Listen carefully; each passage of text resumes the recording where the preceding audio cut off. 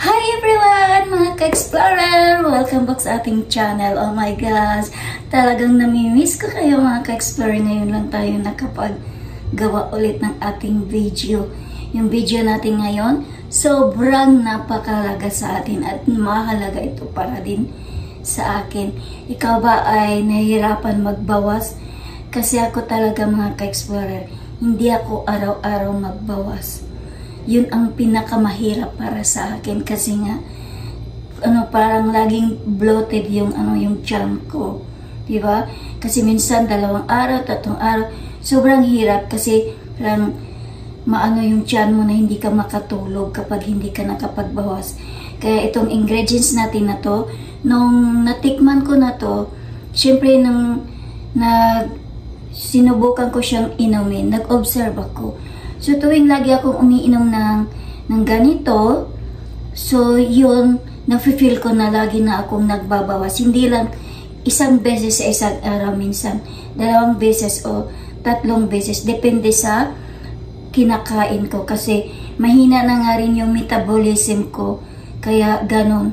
Kapag matigas na yung mga pagkain, hindi ko na talaga kinakain yun. Kasi, mahirapan ng gumiling yung aking tiyan. O, diba? Kaya tara, let's go mga ka-explorer, tayo ay mag-umpisa sa ating mga ingredients para naman ma-share ko sa inyong lahat. At sana masubukan nyo rin. Kasi sa akin, subok ko na ito. Talagang na-obserbaran ko na sa aking sarili na mabisa talaga siya. So, affordable naman ito mga ka-explorer. Hindi naman ito yung mga gamot na minsan hindi natin nabibili kasi ang mamahal. Ito hindi to gamot mga ka-explorer. Talagang ito ay herbal lang.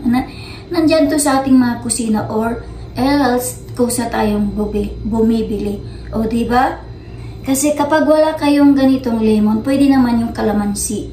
Depende sa inyo kung ano yung gusto nyo. At saka ito. Lagi-lagi naman tayong gumagamit ng ganito kaya lagi-lagi itong meron sa kusina natin. At ito pa, bira ko lang kasi itong makikita sa atin na laya na to eh. Ito yung mint, mga ka-explorer. Lagi kasi kaming gumagamit ng mint. Kasi pag nag-tea, ito na lang kasi yung natira. Yung ibang ang dahon na na nalaya na. Pero pwede pa ito. Ya, diba? Kaya,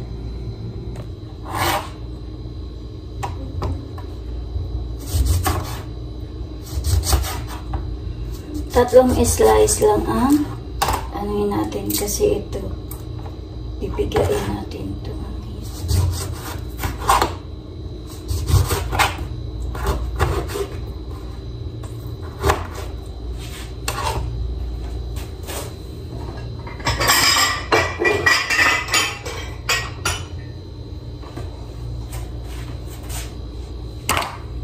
Isang dito natin ito.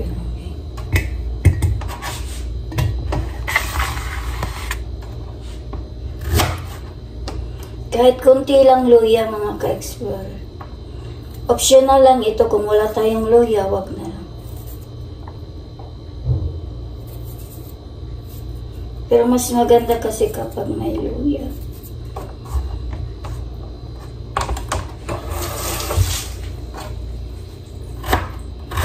Kahit konti lang mga ka-explorer. Pampalasa lang. Kahit na konti lang pero mabisa yun.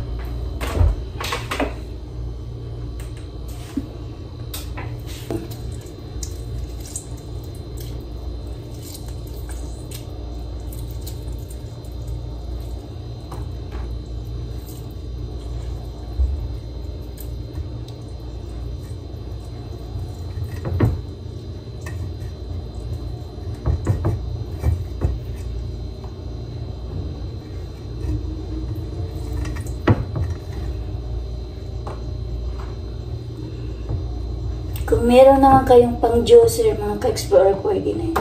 Meron naman akong pang-juicer dyan, pero tinamad na akong magkuha. Ito na lang.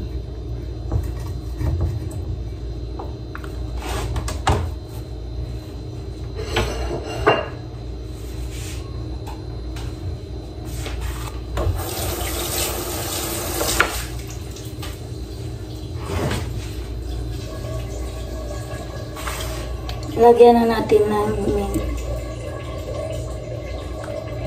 Na ano ko lang yung mga dahon na hindi pa talaga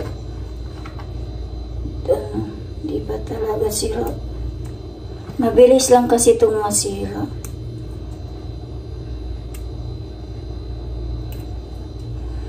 Inumin nyo ito, yung pagising nyo, ito ang inumin nyo. Masarap mga ka-explorer. Yung wala pa tayong kain. Masarap siya inumin yung wala pang kain.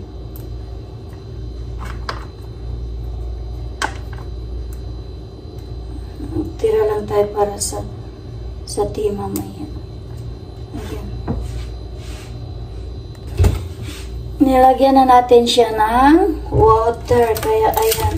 Nilagyan din natin siya ng yelo. Para sarap. Parang ayaw pa yata magpakuha ng yelo. Okay.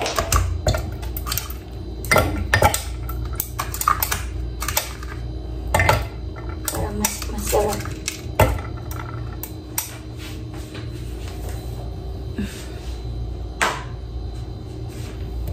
Lagyan pa natin dagdagan natin ng water.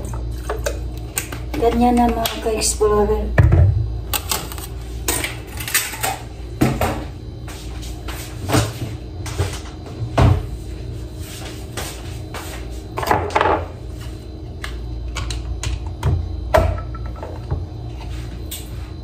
Ayan na. Ito na yung ating iinumin. Araw-araw. Nakakaubos ako ng ganito, isang pitsil, isang araw.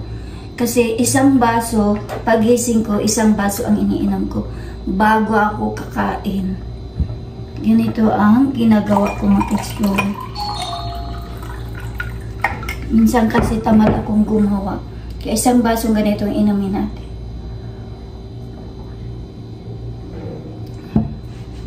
Thanks for watching! God bless inyong lahat mga ka-explorer. Thank you so much!